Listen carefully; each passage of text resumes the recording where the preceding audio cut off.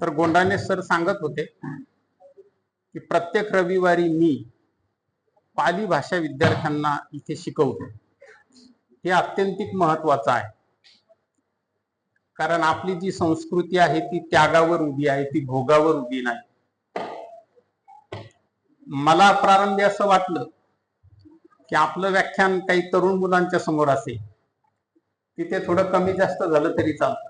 आवाज येत नाही का? आवाज येतो मागे? कशाला सर? बर.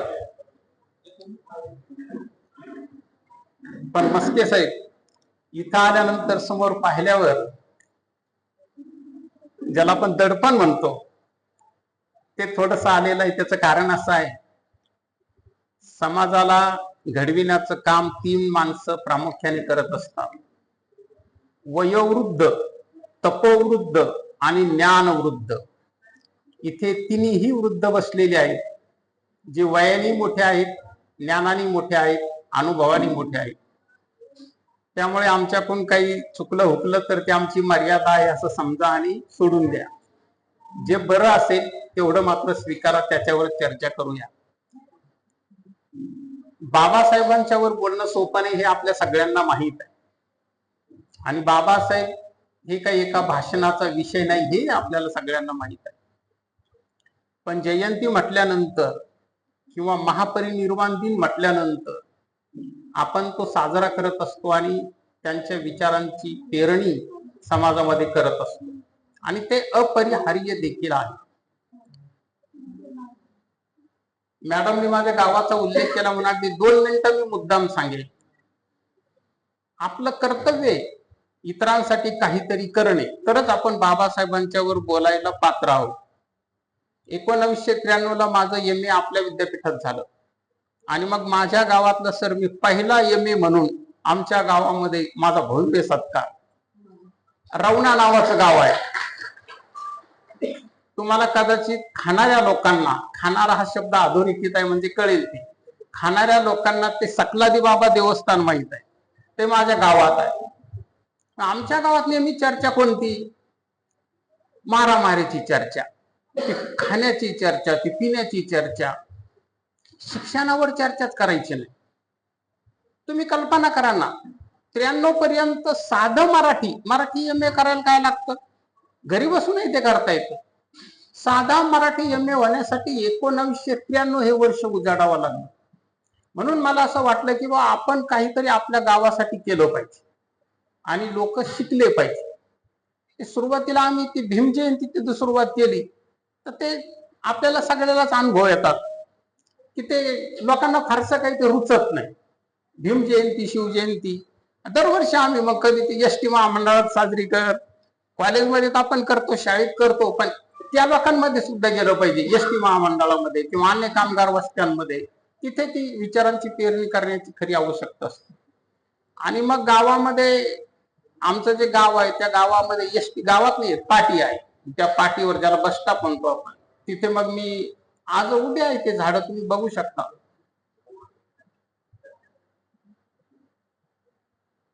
कडुलिंब, उंब, वड, पिंपळ, त्याला आपण बोधी वृक्ष म्हणतो, ही सगळे झाडं लावले. आणि तिथे असं बोर्ड लावला की इथे बसून ST येईपर्यंत वेळ वाया घालवू नका, अभ्यास करा. आणि एक सुविचार गावात भाषण करू करू सांगितलं की क्षणाक्षणाने ज्ञान वाढते आणि कणाकणाने धन वाढते.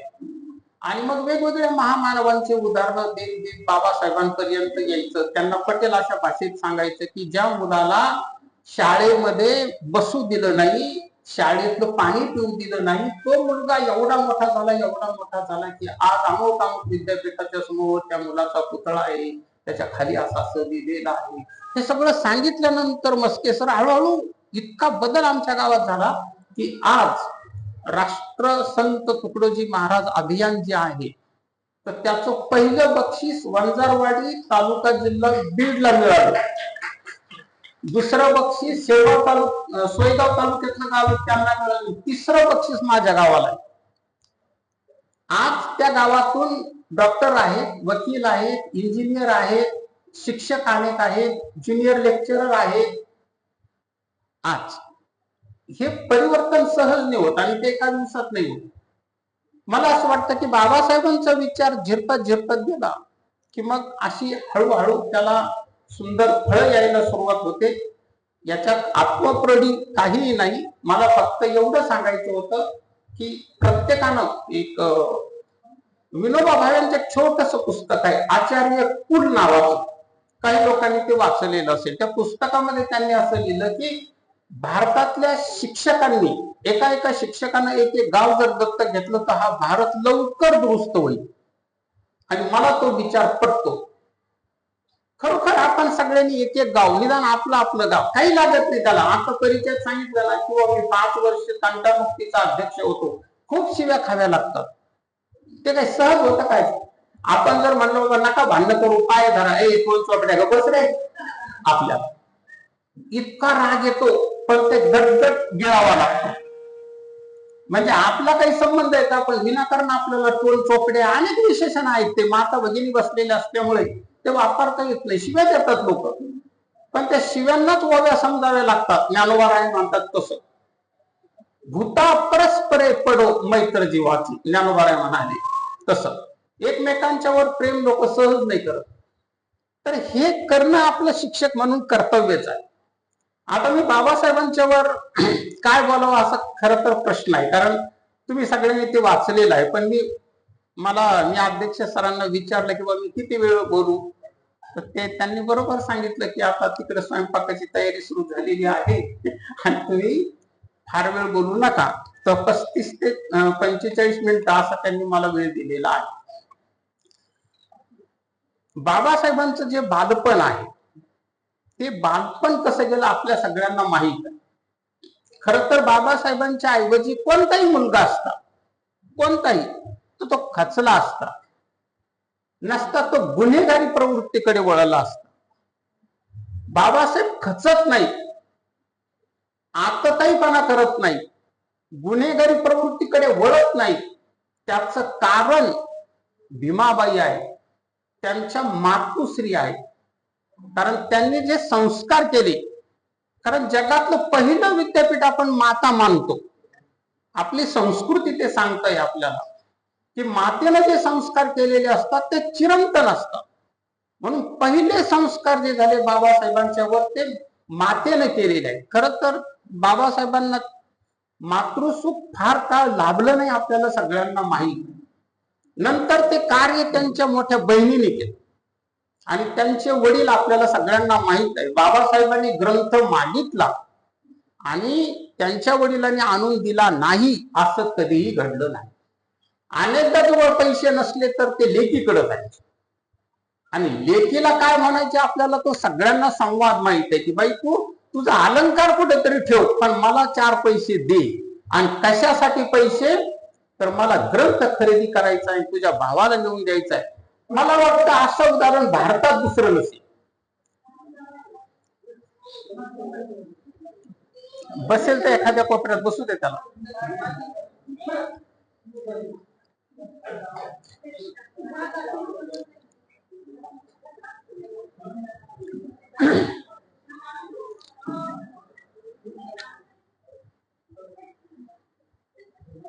असं उदाहरण दुसरं सापडणार नाही. सुखवस्तू कुटुंबातल्या माणसांनी पराक्रम केला तर त्यात काहीही नवल नाही. कारण साधनांची उपलब्धता माणसाला किती नाही म्हणलं तर ती सुख प्राप्त करून देते. सुखाच्या अनेक व्याख्या आहेत, त्याच्यात फार खोलात जायची गरज नाही. पण साधनांची अनुपलब्धता असताना पराक्रम करणे हा खरा पराक्रम आहे, जो बाबासाहेबांनी केले. यातना किती त्याची गणतीच नाही. मग ते प्राथमिक शिक्षण घेताना झाल्या. त्यांचं एक पुस्तक आहे सध्या, जे प्राध्यापक आता ज्यांचा उल्लेख झाला त्यांना माहित असेल, मस्के सर, पाठ्यक्रमातच लावले. फार सुंदर पाठ्यक्रम ठरवलेले सध्या आपल्या विद्यापीठाचा. पहिल्या सत्रामध्ये केळुसकरांनी जे लिहिलं शिवरायांचं चरित्र ते आहे 3ऱ्या सत्रात, आणि 4थ्या सत्रामध्ये माझी आत्मकथा बाबासाहेबांचा आहे.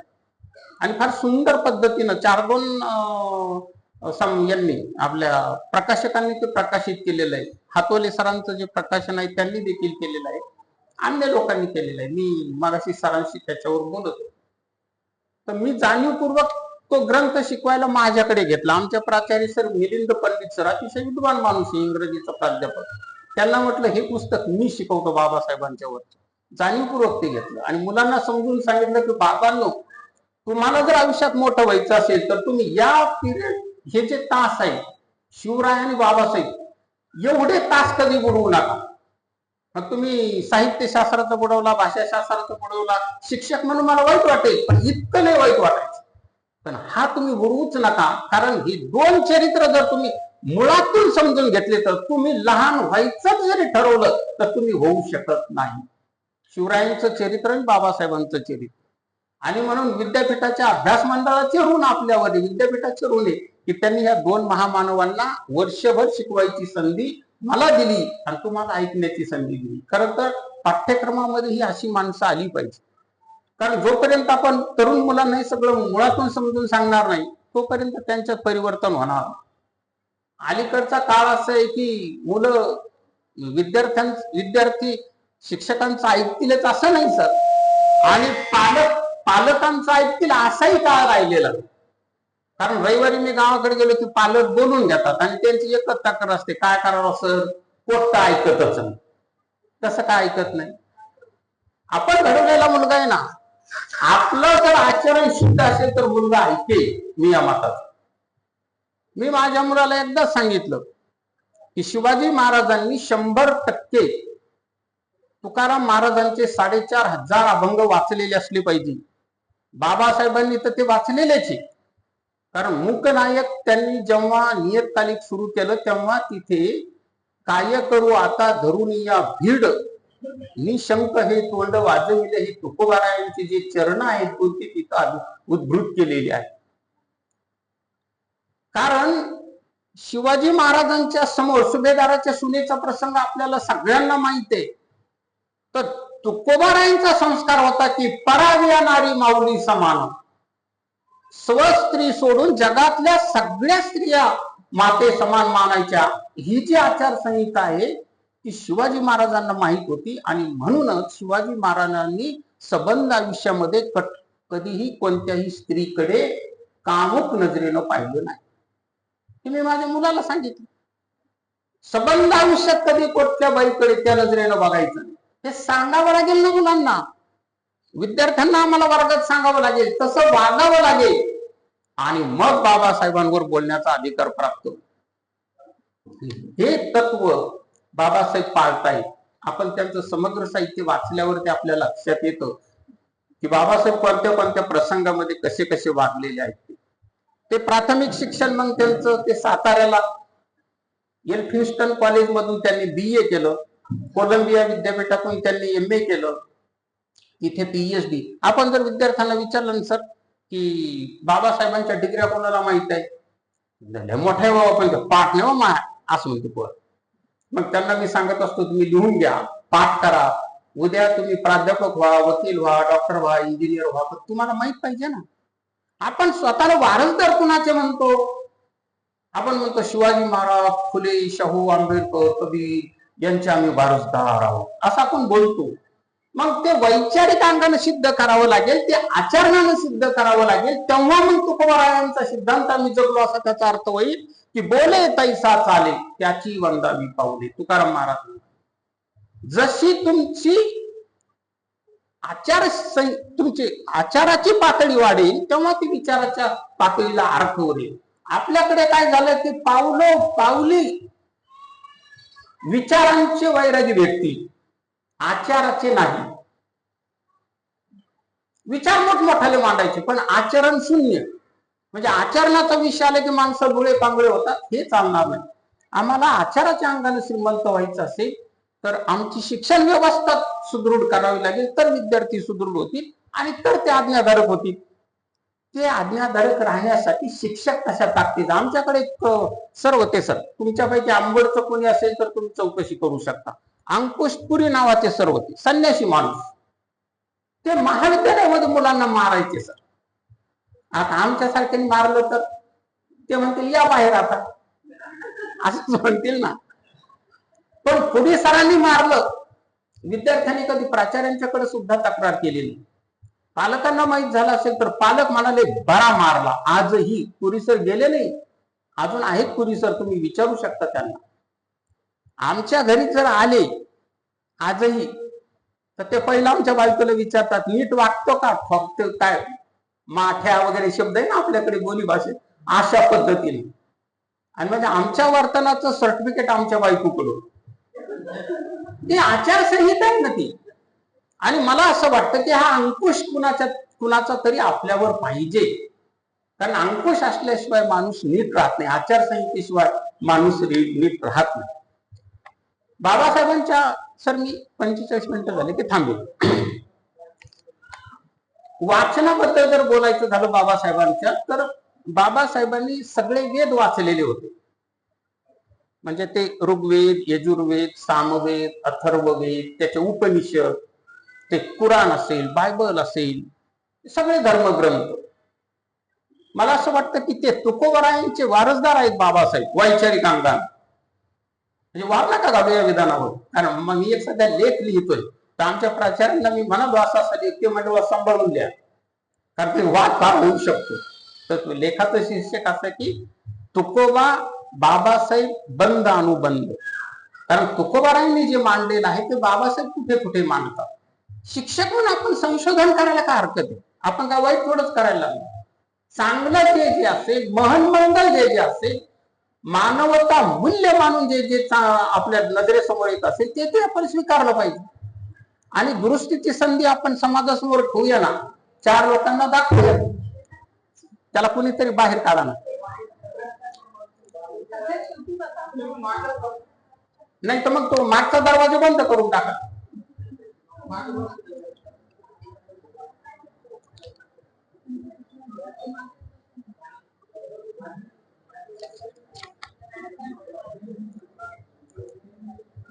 दाखवले सर, ते मला वाटतं तो दरवाजाच बंद करून टाक.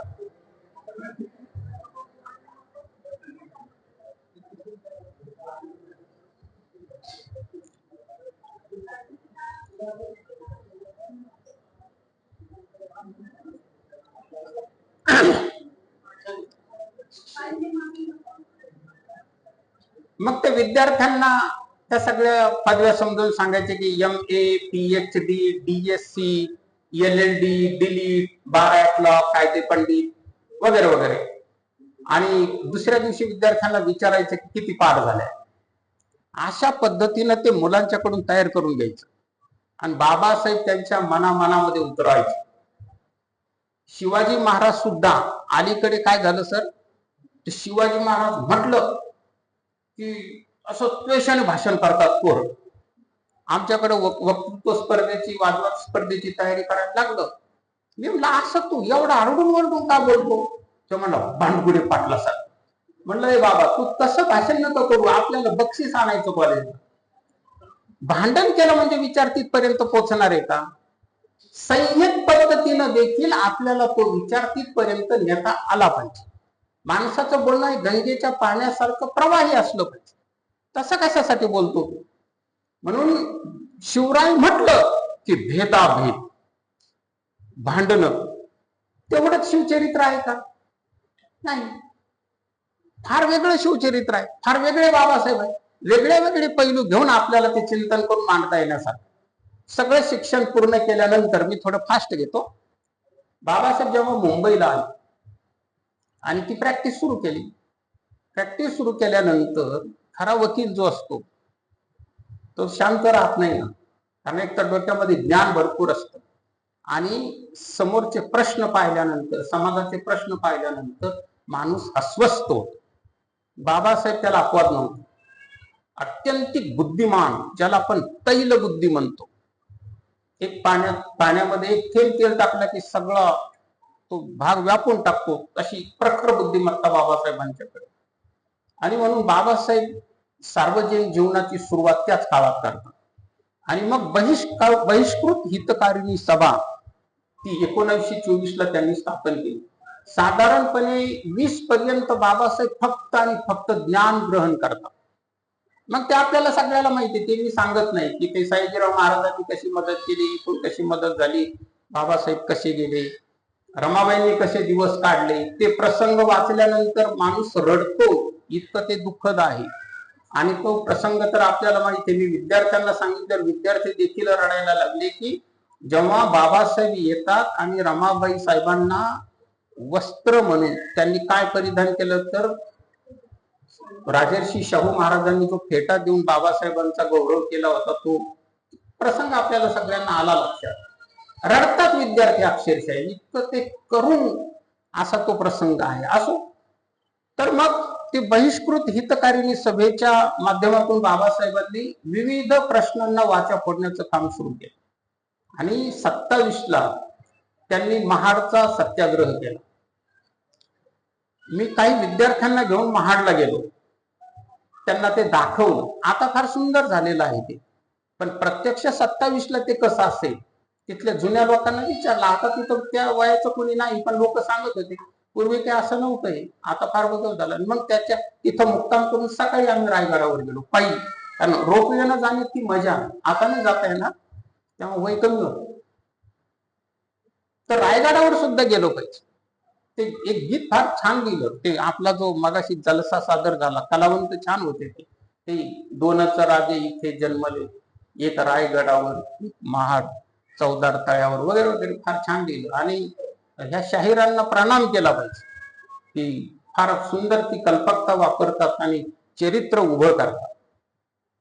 तर महाडचा जो चौदार सत्याग्रह आहे, त्याच्यावर एक कविता फार सुंदर आहे. अनेकांच्या कविता आहे, पण ज.वी. पवार नावाचे कवी आहे, त्यांची कविता फार सुंदर आहे की तुझा संघर्ष असा की महाकाव्य तुझ्या पायाजवळ गळून पडावे. ते बाबासाहेबांबद्दल म्हणतात. तुझा संघर्ष असा की महाकाव्य तुझ्या पायाजवळ गळून पडावी, वरबाडलास भूतकाळ आणि शिलगावलीस मने, मुक्त केली हिसकावलेली शस्त्र आणि पुकारलेस युद्ध. आणि चौदार तळ्याला नाही बघता बघता चौदार तळ्याला आग लागली, अशी ती प्रदीर्घ कविता. मला ती जशाच तशी सगळी पाठ, ती ज.वी. पवारांची कविता. जगामध्ये सगळ्यात जास्त मस्के साहेब गीत कुणावर लिहिल्या गेले तर बाबासाहेबांच्यावर. इतके गीत कुणावरच लिहिल्या गेले, एवढी गाणी कुणावरच झाली नाही. म्हणजे एकाच वेळेस एक कवीने एक कविता केली की तू माझ्या मुलापेक्षा मोठा आहे, नाही तू माझ्या आईपेक्षा मोठा आहेस, मुलापेक्षा छोटा आहेस, असं बरंच आहे. आणि शेवटी तो कवी असं म्हणतो की मी तुझ्यावर इतकं प्रेम करतो की तुझ्या पुतळ्यावरती सावली व्हावं वाटतं आणि तुझं बोट धरून चालणारं मूल व्हावं वाटतं. ते वाद असा घातला लोकांनी, त्या कवीला भंडावून सोडलं की मुलापेक्षा छोटा कस काय म्हटलं बाबासाहेबांना. त्या कवीने जे उत्तर दिलं ते अत्यंत महत्वाचं होतं. त्यांनी सांगितलं की बाबा, मी बाबासाहेबांकडे जेव्हा पाहतो तेव्हा मला सगळे रूप त्या माणसात दिसतात. मग छोट्या मुलापासून ते माझ्या आईपेक्षाही महान, मी काय करू, मला कणात कणात बाबासाहेब वाटतात. त्याच्यामुळे तुला मला काय शिक्षा करायची तर कर, पण मी बाबासाहेबांना ते विशेषण लावले. ज्याची त्याची दृष्टी, ते महानुभाव साहित्यामध्ये हत्तीचा दृष्टांत आलेला आहे की त्या आंधळ्यांनी हत्तीला स्पर्श केला तर हत्ती कसा दिसायला लागला, ज्यांनी पाय धरला तो म्हणजे खांबासारखा आहे, वगैरे वगैरे. कान धरला तो म्हणे सुपासारखा. तसे बाबासाहेब एका व्यक्तीला पूर्णतः आकलन होत. आणि म्हणून त्यांनी सांगितलं की मला कणाकणात जसा परमेश्वर दिसतो लोक म्हणतात, तसे मला बाबासाहेब दिसतात. नंतर त्यांनी तो काळ्या रामाचा सत्याग्रह केला, तो आपल्याला सगळ्यांना माहिती आहे. बाबासाहेब असं म्हणतात की तिथे गेल्याने की आमचे प्रश्न सुटणार नाही, आम्हाला फक्त काय सिद्ध करायचं आहे, तर तुम्ही किड्या मुंग्यांना साखर गाऊ घालता आणि पुण्यपत्रात पाडून घेता. ज्या मंदिरामध्ये तुम्ही कुत्र्या मांजरांना जाऊ देता पण माणसासारख्या माणसांचा स्पर्श नाकारता, ही जी विषमता आहे, ही जी कोपमंडूक वृत्ती आहे, ती वृत्ती आम्हाला नष्ट करायची आहे. इथे गेलेले आमचे प्रश्न सुटणार नाही. तो काळाराम मंदिर प्रवेश आपल्याला सगळ्यांना माहिती, धार्मिक समतेचा तो लढा होता, हे आपण लक्षात घेतलं पाहिजे. आणि पुणे करार मुळातून वाचला आणि माणसाचे डोळे पाणावले नाही, दाभाडे सर, असं कधी घडणार नाही. गांधीजी वाचताना लहानपणी ते आपल्याला मास्टर गांधीजींचे पुस्तक माझे सत्याचे प्रयोग ते खेड्यापाड्यात मग ते वाचलेलं आपण फार, तेव्हा काही बाबासाहेब वाचलेले नाही. आणि मग ते गांधीजी फार मोठे वाटायचे, म्हणजे मी काही त्यांना लहान मानायला आलो नाही.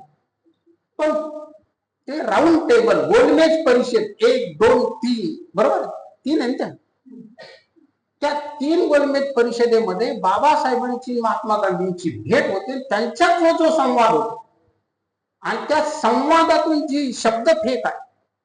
अनेकदा गांधीजी म्हणतात बोला तुम्हाला काय म्हणायचं आहे. ते म्हणतात गांधी तुम्ही मला बोलावलेलं आहे, मी स्वतःहून आलेलो नाही, तेव्हा तुम्ही बोला.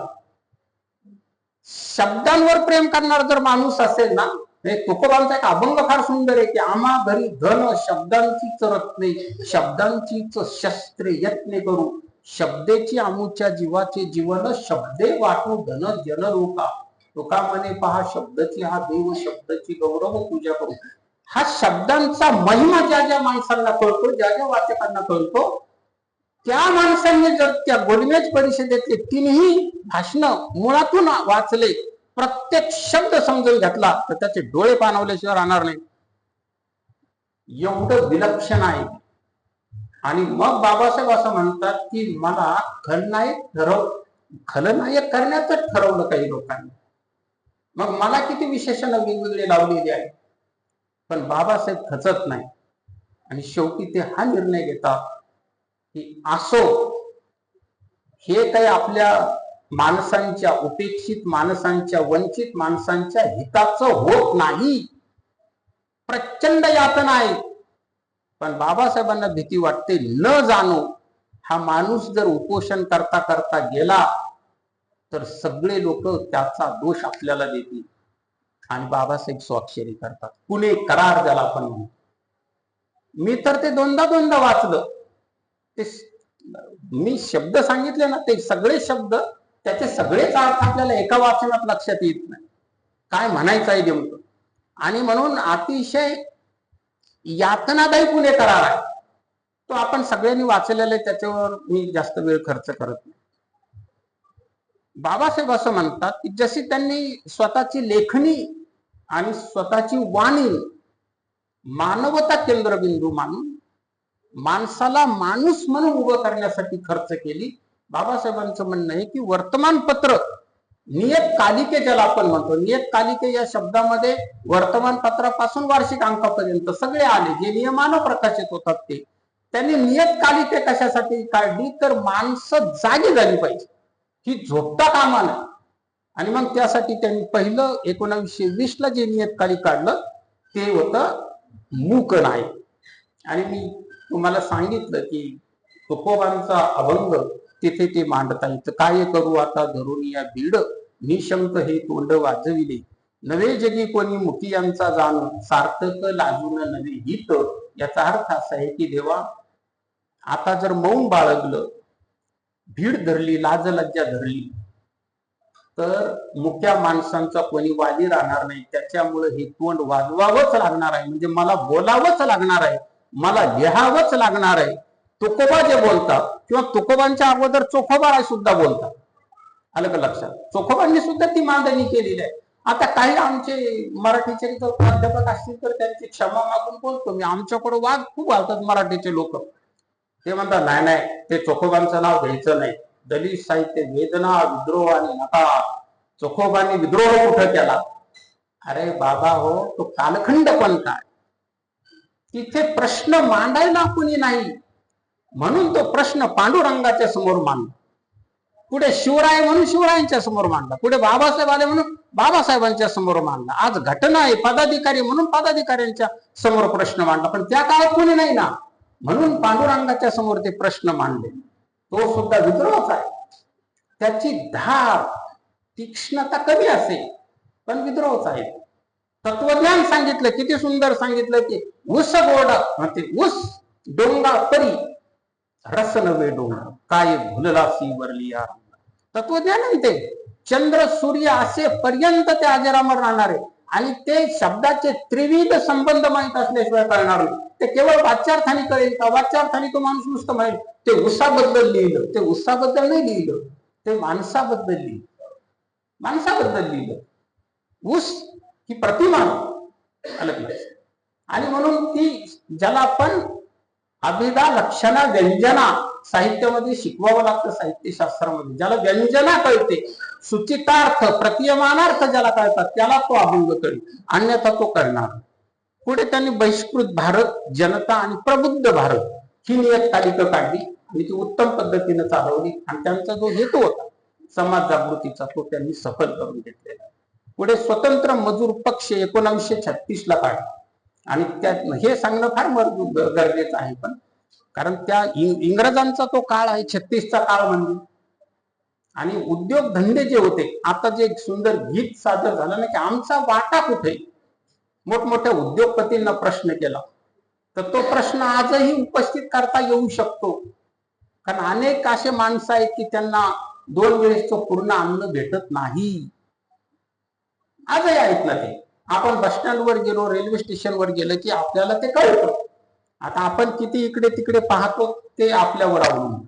डोळे जर झाकले असेल तर मग काही दिसणार नाही. पण प्रश्न काय मांडला इंग्रजांच्या काळामध्ये, हा जो प्रश्न वामनदादांनी उपस्थित केला तो प्रश्न बाबासाहेबांनी त्या काळात उपस्थित केला.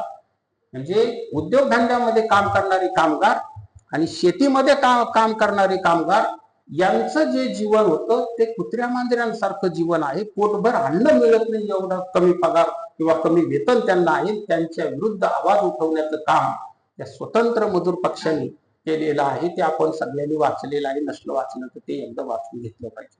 शेड्युल्ड कास्ट फेडरेशन हे 1942 ला त्यांनी स्थापन केलं. आणि इथे सामाजिक आणि आर्थिक समानतेसाठीचा व्यापक संघर्ष बाबासाहेबांनी केला, हा आपल्याला माहिती आहे. गोलमेज परिषदेवर मी आता पुन्हा बोलायची काही गरज नाही, पण त्याच्यामधलं एक वाक्य जे होतं ते फार महत्वाचं होतं की इंग्रजांना बाबासाहेबांनी ठणकावून सांगितलं की एक गोष्ट लक्षात ठेवा, एक विधान अधोरेखित करा की आम्ही हिंदू समाजाचे गुलाम नाही. हे नीट लक्षात घ्या. त्यांनी इंग्रजांना समजून सांगितलं हिंदू समाज कसा आहे तर ती बिनशिद्याची इमारत आहे. ब्राह्मण, क्षत्रिय, वैश्य, शूद्र, शूद्र कितीही पराक्रमी असला तर तो ब्राह्मण होऊ शकत नाही. ब्राह्मण किती नालायक असला तर तो शूद्र होऊ शकत नाही. कारण त्या इमारतीला शिड्या नाही. ती इमारतच आम्हाला उद्ध्वस्त करावी लागेल आणि मग समान सगळे एका पातळीवर येतील आणि मग ते आपल्या कर्तृत्वाने लहान मोठे होतील. बाबासाहेबांचे या देशावर किंवा या जगावर अनंत उपकार कोणते असतील तर त्यांनी माणसाच्या कर्तृत्वावर त्याची उंची अवलंबून ठेवली. घटनेची खरी ताकद ती आहे. जर घटना नसती तर आमच्या माता भगिनी एवढ्या संख्येने इथे आल्या असत्या. वेगवेगळे कारण सांगितले असते त्यांनी. जसे दाभाडे सर मला म्हटले मी किती वाजता आलो, त्यांनी मला 11ची वेळ दिली, मी 10 वाजता आलो. कारण मी म्हटलं औरंगाबाद सारख्या शहरामध्ये आपल्याला बोलायची संधी आहे, इंजिनियर साहेब आहेत कोणीतरी, आपण तयारी करून गेलो पाहिजे आणि आपण लवकर गेलो पाहिजे. तुम्ही 10:30 आलो. मग मी म्हणलं सर कशामुळे उशीर होतो, सर मी सहज बोलतोय. त्यांनी मला काय कारण सांगितलं माहिती का, सर पाणी असं येतं म्हणे या गल्लीला आता, थोड्या वेळाने त्या गल्लीला, थोड्या वेळाने त्या गल्लीला. म्हणलं मग आपलं भाषण कधी सुरू होईल. पाण्याचे प्रश्न आपल्याला माहिती आहे. ते प्रश्न बुद्ध काळापासून ते ज्ञानोबारांनी सुद्धा पाण्याचा प्रश्न सोडवले मांडलेला आहे. नगरेची रचावी, जलाशये निर्मावी, महावने लावावी नाना विधे. ज्ञानोबराय म्हणाले नगर जर निर्माण करायचं असेल तर जलाशय निर्माण करा आणि महावन निर्माण करा. हे ज्ञानोबराय म्हणाले. जे जे चांगलं आहे ते आपण घेतलं पाहिजे. आपण काय करायला लागलो, लगेच नाकारूनच टाकायचं, त्याला वाचायचंच नाही. मातृतीर्थ ज्याला आपण म्हणतो सिंदखेड राजाला, तिथं मराठा सेवा संघाच्या लोकांनी आता ज्ञानेश्वरी जाळली. अरे मी म्हटलं जाळून कसं संपते, ज्ञानेश्वरी मध्ये चांगलं पण खूप आहे. तेवढ्या नाही तुम्ही बामणासारख्या गप्पा मारता. म्हटलं असं नाही बाबा, ते चांगलं पण आहे त्याच्यामध्ये. पसायदान हे विश्वगीत व्हावं इतकं सुंदर आहे. चातुर्वर्ण्य व्यवस्थेचं जर समर्थन झालं असेल तर त्याचं समर्थन आज पृथ्वी तलावरचा एकही माणूस करणार नाही. करेल का? एकही माणूस करणार नाही. आणि जर कोणी केलं तर त्याला माणूस म्हणता येणार, त्याला कसं माणूस म्हणता येईल. आता मनुस्मृतीचं समर्थन कोणी करेल का? एकाच वेळेने केलं काल परवा. काय हल्ले सुरू झाले. आता तुम्ही मोबाईल वापरता, बरं चुकून बोलायला गेला बरं, बोलायला गेला गेला कुणावर? त्या ज्ञान सूर्यावर. त्याला एवढंच कळायला पाहिजे की कोणतं विद्यापीठ या माणसाचा पुतळा तयार करतं आणि त्याच्या खाली काय लिहितं, हे ज्ञानाचं प्रतीक आहे. आणि तो म्हणतो त्यांनी जर वाचली असती ती जाळली नसती, फक्त मारायचा बाकी ठेवला लोकांनी, मग माफीनामा. आपल्याकडे फार सुरू झालं. आणि आपण शिकले सवरलेले माणसं आता ते खराब प्रकरण वाचल्यावर क्यू येते, प्रणाम करतो. खरंच मस्के साहेब, मी आमच्या खेड्यातल्या माता भगिनींना एकही गेली नाही अडाणी स्त्री खराबकडे. अडाणी स्त्री नाही त्याच्याकडे, नीट लक्षात घ्या. शिकल्या सवरलेल्या. मग शिक्षणाने काय झालं परिवर्तन? म्हणून शिक्षण अत्यंतिक महत्वाचं, डोळसपणा येणं अत्यंतिक महत्वाचा, विज्ञानवादी दृष्टिकोन स्वीकारणं अत्यंतिक महत्वाचं. पुढे बाबासाहेब कायदे मंत्री झाले आणि संविधान निर्मिती झाली, हा सगळा भाग आपल्याला माहित. मग ते स्वातंत्र्य, समता, बंधुता आणि सामाजिक न्याय ही जी मूल्य आहेत, ही मूल्य बाबासाहेबांनी, आणि मी जे म्हणालो ते तुकोबारायांच्या अभंगामध्ये हे मूल्य येतात. आता आपण बघू ते सांगड कशी घालता येईल त्याची. आणि सरांना मागाशी मी म्हणालो, मी पण लिहितो, तुम्हाला नंतर दाखवतो. आपण सगळ्यांना, मी तुमच्या सगळ्यांच्या चरणी एक नम्र प्रार्थना करेन या निमित्तानं, या पवित्र दिनाच्या निमित्तानं, की आपण सगळ्यांना लिहिलं पाहिजे. मानवता केंद्रबिंदू मानून आपण जर लिहिलं तर ते उत्तम दर्जाचं होईल. आणि माता भगिनींना तर मी मुद्दाम आग्रह करेन, मुद्दाम विनंती करेन की तुम्ही लिहा. जिथे जिथे माता भगिनींचा वावर, तिथे तिथे पावित्र्य, तिथे तिथे मांगल्य आहे. आणि म्हणून त्यांनी जे लिखाण केलं ते उत्तम दर्जाचं आहे, आणि म्हणून त्यांनी आधीच लिहिलं पाहिजे असं मला वाटतं.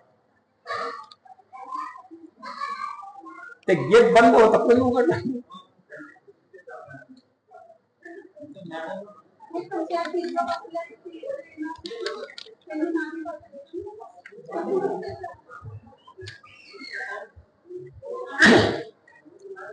हिंदू कोड बिलाबद्दल आपल्याला माहिती आहे, पण आजही तुमच्यापैकी ज्या शिक्षिका असतील, ज्या प्राध्यापिका असतील, त्यांच्या चरणी माझी प्रार्थना असेल की तुम्ही खेड्यापाड्यात शिवजयंती, भीमजयंतीच्या निमित्तानं जात जा आणि तिथल्या महिलांना सांगा.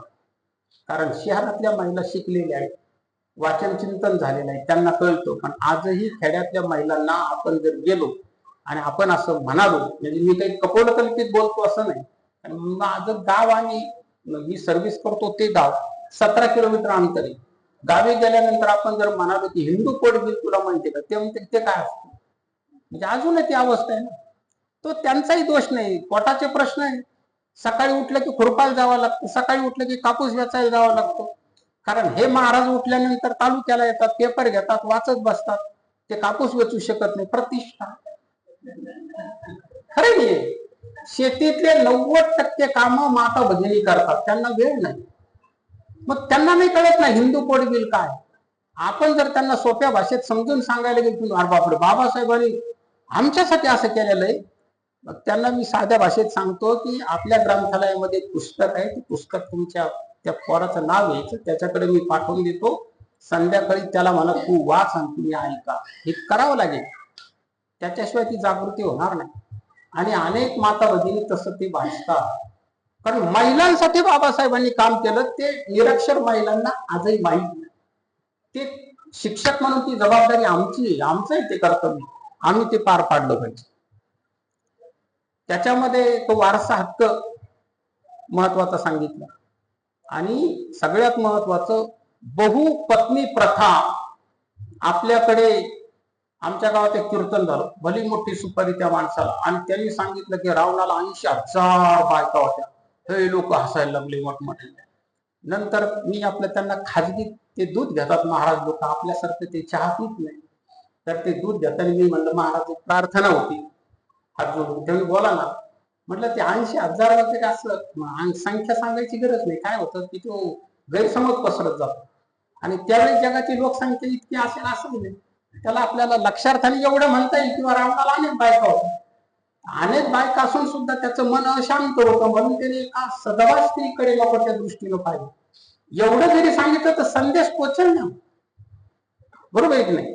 आणि नको त्या दृष्टीनं पाहिल्यानंतर काय होतं, कशी माती होती हे सांगा. पुढे झालं ना, नाही 80,000वर भर, त्याला इतक्याच बायका होत्या. मग हे असलं सांगितल्यामुळे हे महत्वाचे जे प्रश्न आहेत ते बाजूला पडतात. तर आपल्याला बाबासाहेबांचे विचार न्यायचे असतील तर हे सुद्धा असं बाजूला सारून पुढे पुढे जावं लागणार आहे. पण काय झालं आपल्याला सगळ्यांना माहित आहे, जसे पुणे कराराचं झालं त्याच पद्धतीनं प्रचंड विरोध पार्लमेंटमध्ये या हिंदू कोड बिलाला झाला. शेवटी बाबासाहेब कंटाळले आणि बाबासाहेबांनी 1951ला कायदे मंत्री पदाचा राजीनामा दिला. आपल्याला सगळ्यांना माहिती. पुढे त्यांनी सर 2-4 मिनिटं घेऊ. पुढे त्यांनी शिक्षण संस्थेची स्थापना केली. महात्मा फुल्यांनी सांगितलेलं आहे की विद्येविना मती गेली, मतीविना नीती गेली. सगळं माहिती आपल्याला पाहतात. ते सुद्धा आपल्याला खेड्यापाड्यात सांगावं लागतं. विद्या नसेल तर काय होतं, लोकांच्या डोक्यात एकच, नोकरी लागल का. अरे नोकरी जरी लागली नाही तरी माणूस ज्ञानी होतो, हे फार महत्वाचं आहे. ते एक सांगणं गरजेचं आहे. मगाशी इथे उल्लेख झाला, शिका, संघटित व्हा आणि संघर्ष करा. मला असं वाटतं की हे विधान केवळ अधोरेखित करण्यासारखं नाही, तर ते आपल्या हृदयामध्ये कोरून ठेवावं एवढं महत्वाचं आहे. ते सर जे मला म्हणाले, गोंडाने सर, की मी इथे येऊन शिकवी, मी संत साहित्याचा अभ्यासक आहे किंवा विद्यार्थी आहे असं म्हणून, अभ्यासक म्हटल्यावर थोडा अहंकार येईल त्या विधानात. मी संत साहित्याचा विद्यार्थी आहे. नम्र झाला भूतात आणि कोणीने अनंत असं तुकोबारायांचे प्रमाण नम्रपणे सांगतो. संत साहित्य असं सांगतं की आपण दान केलं पाहिजे, ज्ञान दान. कारण अन्नदानाने फार तर 5 तासाची तृष्णा शमते. अन्नदान 5 तासानंतर पुन्हा भूक लागली. ज्ञानदान हे माणसाचं जीवन बदलू शकतं. आणि म्हणून गोंडाने सरांच्या सारखे आणखी 4-2 सर इथं जर आले आणि रविवारच्या ऐवजी प्रतिदिन थोडा जर इथं ज्ञानदानाचा कार्यक्रम झाला तर आपली पालनी का होत नाही. गोंडाने सर एवढी बदल होईल. मी तुम्हाला सांगितलं ना, रवना पाटीवर जेव्हा ते मुली अगोदर बसू लागल्या, एसटी येईपर्यंत मी त्यांना सांगितलं वाचायचं, बोलायचं. समजा 100 मुलं आहेत, 15 मिनिटं एसटी यायला लागणार. 15 मिनिटं सगळ्यांचे वाचले तर 100 गुणिले 15 किती मिनिटं होतात बघा. आणि दुसरा विचार एक ध्यानात धरा म्हणलं, जसं क्षणाक्षणाने ज्ञान वाढतं तसं कणाकणाने धन वाढतं. शेतकऱ्यांच्या ज्या आत्महत्या झाल्या त्या जमीन असणाऱ्यांच्या झाल्या. मजुरी काम करणाऱ्या शेतकऱ्यांच्या आत्महत्या झाल्या नाही, कारण त्यांनी अंथरून पांघरून बघून हातपाय पसरले म्हणून त्यांनी आत्महत्या केल्या. कणाकणाला ती माणसं जपली. हे फार महत्वाचं आहे. शिक्षक म्हणून हे मनापर्यंत नेण्याचं काम आपली कर्तव्य आहे आपलं. तर इथं शिकलं पाहिजे, संघटित झालं पाहिजे आणि चांगल्यासाठी संघर्ष केला पाहिजे. संघर्ष कशासाठी करायचा हे महत्वाचं आहे. चांगल्या कामासाठी संघर्ष करता आला पाहिजे. सिद्धार्थ कॉलेज 1946ला त्यांनी मुंबईला सुरू केलं. पीपल्स एज्युकेशन सोसायटी 1945ला आणि मराठवाड्याचं अहोभाग्य असं की 1950ला मिलिंद कॉलेज झालं. बाबासाहेब यशवंतराव चव्हाण यांच्याच संकल्पनेतून आपलं विद्यापीठ उभं राहिलेलं आहे. आणि आपल्या विद्यापीठाचं जे बोधवाक्य आहे ती ज्ञानेश्वरीतली भूमी आहे. म्हणून बहुता परी पाहता पुढत पुढती निर्धारिता, हे ज्ञानाची पवित्रता ज्ञानेची आखी, ही पूर्ण बोली. शेवटचं 1.5 चरण आपल्या विद्यापीठानं स्वीकारलेलं आहे. त्याचा अर्थ असा आहे की खूप विचार केल्यानंतर हे लक्षात येतं की ज्ञानाचं जे पावित्र्य आहे, ज्ञानाचं जे महात्म्य आहे ते फक्त ज्ञानालाच कळतं. तुम्ही बघा ना, एखादा माणूस फार छान बोलत असेल, निरक्षर माणसाला काय कळलं, ते म्हणतं काय बोर करायला लागणार आहे, ते ज्ञानीच लागेल ना त्याला कळण्यासाठी. आणि म्हणून फार चिंतन करून ती ओवी इथे स्वीकारलेली आहे. गरीब, मजूर, शेतकरी आणि स्त्रिया यांच्यासाठी बाबासाहेबांचं जे काम आहे ते अतुलनीय अशा स्वरूपाचं आहे. त्यांचे जे ग्रंथ आहे ते आपल्याला सगळ्यांना माहीत आहे, त्याच्यावर आता मी जास्त भाष्य करत नाही.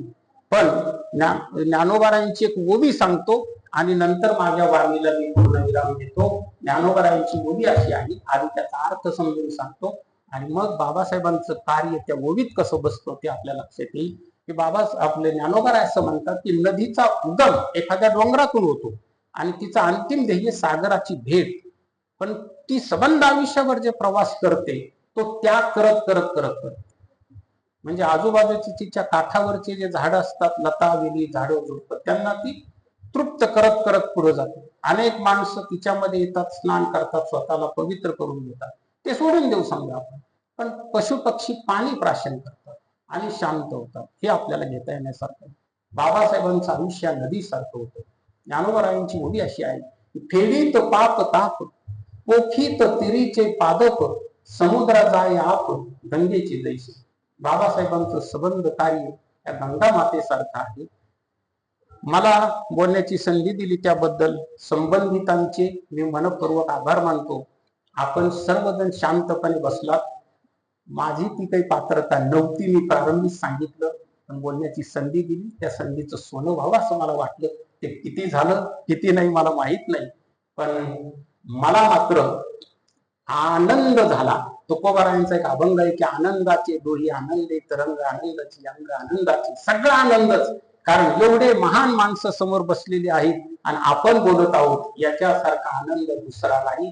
चुकलं उकलं असेल ते माझं असेल, जे चांगलं असेल ते माझ्या गुरुजनांचं असेल. जय हिंद, जय जगत, जय भीम.